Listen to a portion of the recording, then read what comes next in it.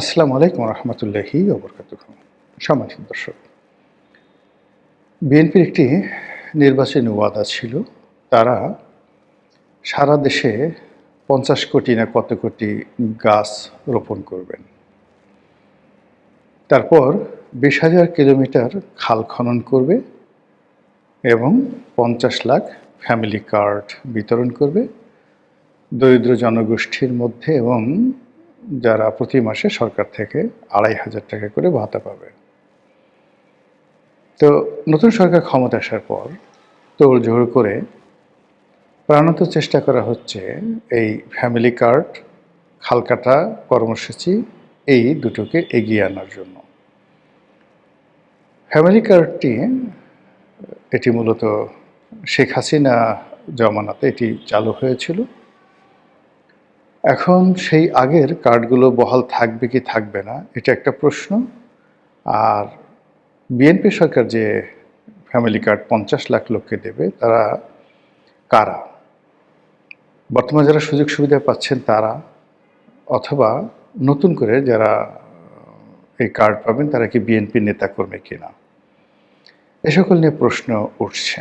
যদি তাই হয়ে থাকে তাহলে আমি জানি না যে আসলে আওয়ামী লীগ জমানাতে কত কার্ড বিতরণ করা হয়েছিল। বিএনপি বলছে ৫০ লাখ, আওয়ামী লীগ জমানাতে এটা ছিল ১ কোটি। একথা পিনাকি বলেছে, আমি বলিনি, আমি জানি না। তো সেক্ষেত্রে আগের কার্ড যদি বন্ধ করা হয় তাহলে ১ কোটির পরিবর্তে ৫০ লাখ লোককে দেওয়া হবে। এটা একটা ঝামেলা। আর দ্বিতীয়ত হলো, যদি আগের কার্ডগুলো বহাল রাখা হয় দরিদ্র মানুষের, তার উপর যদি আবার ৫০ লাখ লোককে নতুন করে ফ্যামিলি কার্ড দেওয়া হয়, এটি রাষ্ট্রের উপর একটা বিরাট চাপ সৃষ্টি করবে। অন্যদিকে আবার আগের কার্ডগুলো যদি বিতরণ করা হয়, আওয়ামী লীগ করুক, কিন্তু তারা সবাই নিতান্ত দরিদ্র, এবং এই কার্ড যদি পিনাকির কথা মতো ১ কোটি লোক পেয়ে থাকে, সেই ১ লক্ষ ১ কোটি লোক পেয়ে থাকে, তাহলে সেই ১ কোটি লোকের নাম বাদ দিলে এই ১ কোটি গরিব মানুষকে নিয়ে সারা বাংলাদেশে বিএনপির যে বদনাম হবে, যে অভিশাপ তারা দিবে, এবং পথে ঘাটে মাঠে ময়দানে তারেক রহমান সাহেবকে নিয়ে যে সকল কথাবার্তা গরিব মানুষ বলবে, ওটা সারা বাংলাদেশের আকাশ পাতাল রীতিমতো ভারী করে তুলবে। তো এই বিষয়গুলোর পরিবর্তে আমি এর ফাইন্যান্সিয়াল দিক, ধরুন যে আগেরগুলো আছে, বিএনপি নতুন ৫০ লাখ কার্ড দেবে, এই বিষয়গুলো নিয়ে আলোচনা করব। এটা দ্বিতীয় ধাপে। কিন্তু প্রথম ধাপে যেটি আলোচনা করতে চাই সেটি হলো যে বিএনপি খাল কাটতে চাচ্ছে, তাও আবার যেন তেন খাল কাটা নয়। ২০,০০০ কিলোমিটার খাল খনন করা হবে, ভালো কথা। এখন এই খাল খনন করার বাস্তবতা কি, এটার বাস্তবতা কি? শহীদ প্রেসিডেন্ট জিয়াউর রহমান খাল কেটেছিলেন। ওই সময়ের প্রেক্ষাপট আর বর্তমান সময়ের প্রেক্ষাপট ভিন্নতর। সেই খাল কাটায় মানুষদেরকে সম্পৃক্ত করেছিলেন, এবং হতদরিদ্র মানুষ সেখানে ঝাঁপিয়ে পড়েছিল। এবং বলতে গেলে বেশিরভাগ এই খনন কর্মসূচি স্বেচ্ছাশ্রমের ভিত্তিতে হয়েছিল। কিন্তু এতে করে দেশের বা রাষ্ট্রের কতটুক লাভ হয়েছে এটা নিয়ে যথেষ্ট বিতর্ক রয়েছে। জিয়াউর রহমানের জমানাতে যে খালগুলো খনন করা হয়েছে, একটি খাল সচল আছে এবং একটি খালে পানি আছে, এরকম কোনো নজির নেই। বরং অতি উৎসাহী কিছু লোক ফসলি জমিতে খাল কাটতে গিয়ে সেখানে যে ডোবা নালার সৃষ্টি করছে, কচুরি পানাতে ভরে গেছে, সাপ বিচ্ছু ব্যাঙ এগুলোতে ভরে যাওয়ার পাশাপাশি যে সকল এলাকায় নগরায়ন হয়েছে সেখানে রীতিমতো মশার উপদ্রবে মানুষ অস্থির। এখন সেই যে শহীদ প্রেসিডেন্ট জিয়াউর রহমানের খাল কাটা কর্মসূচি, এটা আবার নতুন করে শুরু হচ্ছে। এ ব্যাপারে আমার আপত্তি ঘোরতর। যখন এটা ঘোষণা করা হয়েছিল ঠিক সেই সময়টাতে আমি আপত্তি করেছিলাম। আর এই সময়টিতে সরকার ক্ষমতা আসার পর তড়িঘড়ি করে যে সকল প্রকল্প খুব দ্রুত বাস্তবায়ন করতে চাচ্ছে, তাদের মধ্যে এই খাল খনন কর্মসূচি সবার আগে। পানি সম্পদ মন্ত্রণালয় এই কাজটির উদ্যোগ নেবে। আপনারা জানেন যে যে কটি দুর্নীতিগ্রস্ত মন্ত্রণালয় রয়েছে তার মধ্যে পানি সম্পদ মন্ত্রণালয় প্রধানতম। এই মন্ত্রণালয়ে নদীতে বালু ফেলা, নদী শাসন, নদীর তীর সংরক্ষণ করা থেকে শুরু করে অন্য যে সকল কর্মকাণ্ড করে এর 80%ই ঘুষ, দুর্নীতি এবং নদীগর্ভে বিলীন হয়ে যায়। প্রতি বছর একই জায়গাতে তাদের পাথর ফেলতে হবে, বোল্ডার ফেলতে হবে, একই জায়গায় বাঁধ নির্মাণ করতে হবে, আর তার পরের বছর সেই বাঁধগুলো ভেঙে যাবে। এই নিয়তি নিয়ে পানি সম্পদ মন্ত্রণালয় যুগের পর যুগ ধরে চলছে। তো সেই মন্ত্রণালয় যখন এই খাল কাটার কর্মসূচি বাস্তবায়ন করবে, এটা কি পরিমাণ খাল হবে, কি পরিমাণ ডোবা নালা হবে, আর কি পরিমাণ লুটপাট হবে, এটা সহজেই বুঝতে পারা যায়। এই গেল এক। 2 নম্বর হলো যে আমাদের দেশে অনেকগুলো ডোবা রয়েছে, নালা রয়েছে। এগুলো যদি পরিষ্কার করা হয়, দক্ষিণ অঞ্চল বলেন অন্যান্য এলাকাতে বা ঢাকা শহরে যেগুলো রয়েছে, এগুলো যদি পরিষ্কার করা হয়, এখানে স্বচ্ছ পানির প্রবাহ ঠিক রাখা যায়, মশা মাছি নিধন হবে, এটা খুব ভালো একটা কাজ হবে। কিন্তু নতুন করে খাল খনন এটা কোনো অবস্থাতেই বুদ্ধিমানের কাজ হবে না। ঢাকা শহরে অনেকগুলো যে খাল রয়েছে যেগুলো মূলত আবর্জনার খাল, বর্জ্যতে পরিপূর্ণ। এগুলো প্রাইভেট ভূমিতে রয়েছে, সরকারি ভূমিতে রয়েছে, পাড়া মহল্লায় রয়েছে, শহরে গঞ্জে গ্রামে রয়েছে। তো যেগুলো আসলে আছে সেইগুলোতে যদি খনন করে মাছ চাষ করা হয় এবং এগুলোকে একটা প্রকল্পের আওতায় আনা যায় তাহলে ভালো কাজ হবে। কিন্তু দেখা গেল যে অতি উৎসাহী লোকজন সেখানে কিছু মাটি ফেলে দিল, সেখানে কিছু মাটি ভরাট করলো, সেখান থেকে কিছু মাটি উত্তোলন করলো, কিছু কুচুরি পানা পরিষ্কার করলো, 2 দিন পরে আর খোঁজ খবর নাই, টাকা শ্রাদ্ধ হয়ে গেল। এই খাল কাটা কর্মসূচির মাধ্যমে তারেক রহমান সাহেবের দুর্নাম বদনাম শুরু হবে। আবার এই খাল কাটার মাধ্যমে হাওয়া ভবন ফিরে আসবে এবং টাওয়া ভবন ফিরে আসবে। কাজেই এই খাল কাটার ব্যাপারে তাকে যথেষ্ট সতর্ক হতে হবে। আমার জানা মতে পৃথিবীতে নেদারল্যান্ড সরকার এই ব্যাপারে সবচেয়ে উপযুক্ত এবং তাদের প্রচুর এক্সপার্ট রয়েছে। তো সেই এক্সপার্ট অনুযায়ী যদি ঢাকা শহরকে বা যে কোনো বিভাগীয় শহরকে কিংবা বরিশাল বিভাগকে এখানে যাকে বলা হয় একটি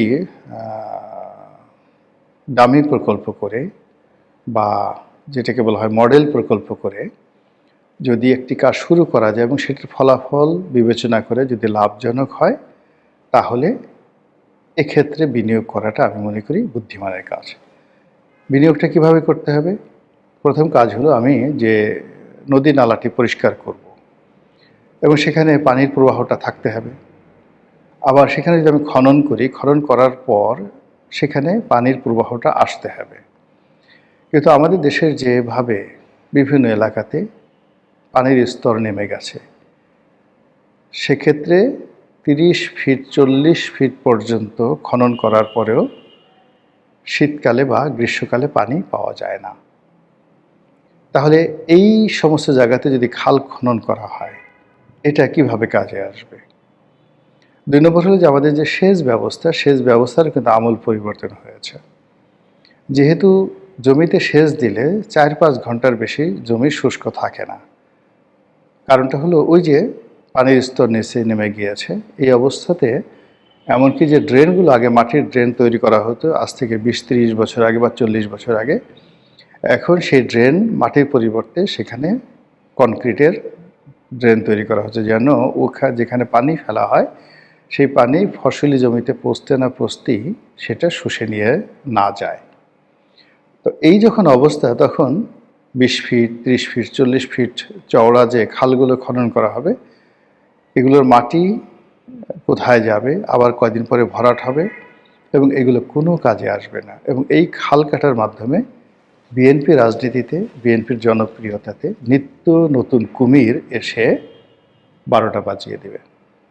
এবং একবার যদি বদনাম শুরু হয়ে যায়, এই যে এখন মধুমাস চলছে, তারেক রহমান সাহেব যা কিছু করছেন সবাই পছন্দ করছে, সবাই প্রশংসা করছে, কিন্তু এটা ঠিক ডক্টর ইউনূসের কথা চিন্তা করুন যে উনি প্রথম 3 মাস যা বলেছেন, যা করেছেন, সবই মানুষ সমর্থন করেছে, মানুষ আশায় বুক বেঁধেছে। তারেক রহমান সাহেবকে নিয়েও কিন্তু মানুষের আশা শেষ নেই, কিন্তু এটা যখন নিরাশায় পরিণত হবে, তার লোকদের কর্মকাণ্ড, তার নিজের কর্মকাণ্ড, তার প্রকল্পগুলোর ব্যর্থতা এবং দেশে অর্থনীতির যে গতি, সেই গতিটা যদি ফিরে না আসে, সঙ্গত কারণে মানুষ ধৈর্যহারা হয়ে পড়বে।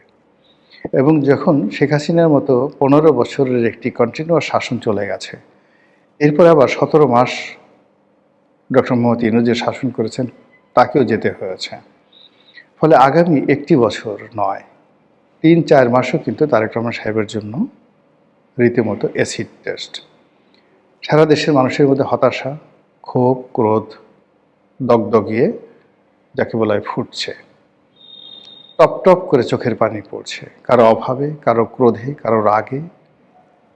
আজ আওয়ামী লীগের কথা চিন্তা করেন, জামাতের কথা চিন্তা করেন, এনসিপির কথা চিন্তা করেন, এবং একই সঙ্গে বিএনপির একটা বিরাট অংশ, যারা এই নির্বাচনে মনোনয়ন পাননি, যারা মন্ত্রী হননি, যারা এমপি হননি, যারা কমিটি থেকে বাদ পড়েছেন, যাদেরকে কমিটি থেকে বাদ দেওয়া হয়েছে, যাদেরকে দল থেকে দূরে তাড়িয়ে দেওয়া হয়েছে, অলমোস্ট 50%। কেবলমাত্র বিএনপির 50% লোকজন বিএনপির বিরুদ্ধে লেগে আছে এবং তারা চাচ্ছে বিএনপির ক্ষতি হোক।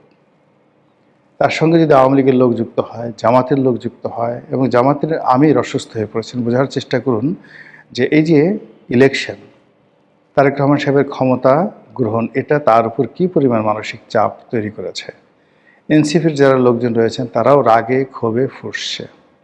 শুধুমাত্র একটা ওসিলা দরকার, এবং সেই ওসিলা যে কোনোভাবে, সেটা খাল কাটার মাধ্যমে হোক বা ফ্যামিলি কার্ডের মাধ্যমে হোক, শুরু হওয়া মাত্রই মানুষ হই হই রই রই করে রাস্তায় নেমে আসবে। কেউ একবার ভাববে না কোনটা ন্যায়, কোনটা অন্যায়, কোনটা সঠিক, কোনটা বেঠিক, কেউ একবার ভাববেন না। সুযোগ পাওয়ার সঙ্গে সঙ্গে কিন্তু মানুষ লাফিয়ে পড়ে যাবে।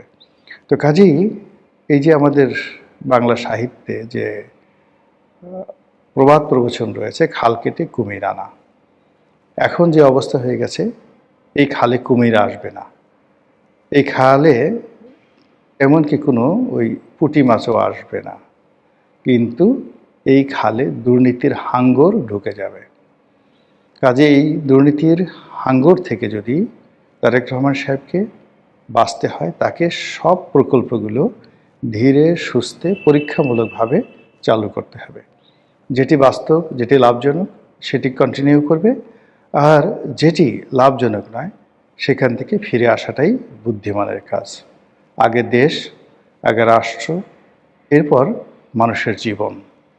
এখানে সমালোচনা কিংবা জেদাজেদি কিংবা আবেগ, এটা কখনোই রাষ্ট্রের এই দুর্বিষহ সময়, এই সময় প্রাধান্য দেওয়া উচিত নয়।